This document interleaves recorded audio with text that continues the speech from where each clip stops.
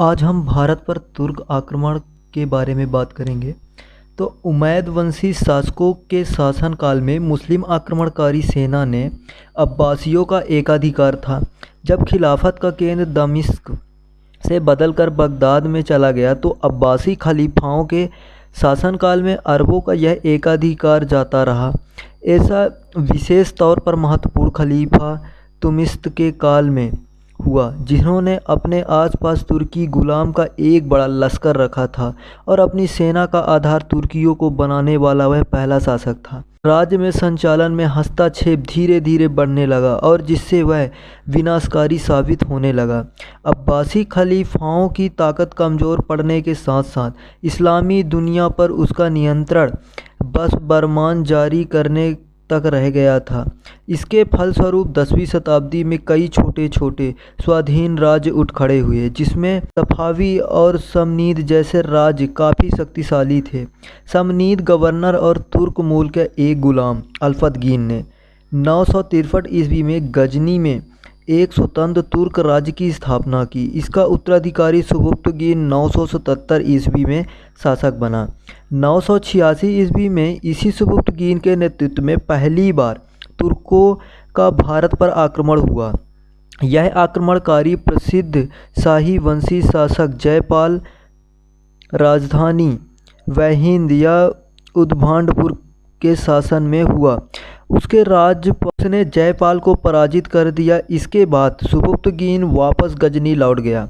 997 ईस्वी में सुबुक्तगीन की मृत्यु हो गई।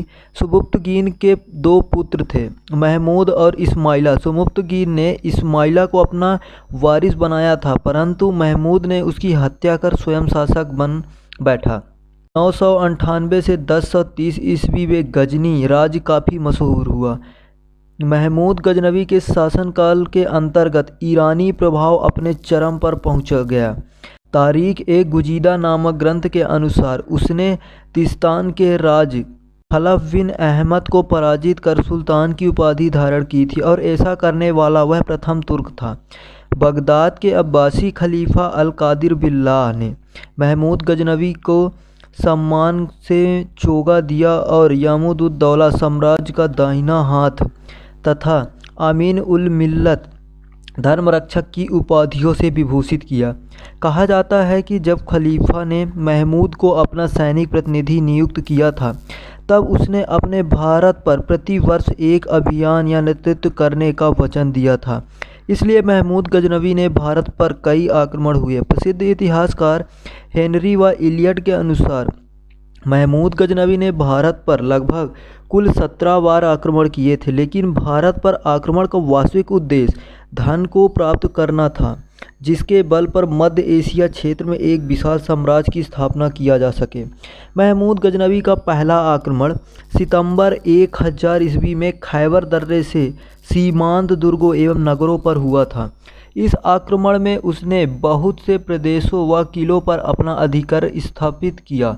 महमूद का दूसरा आक्रमण उसी वर्ष शाही वंशी शासक जयपाल के खिलाफ हुआ। जयपाल ने 27 नवंबर 1001 ईस्वी के दिन पेशावर के युद्ध में गजनवी का सामना किया, परंतु वह स्वयं पराजित हो गया और वह बंदी बना लिया गया। यद्यपि बाद में उसे छोड़ दिया गया।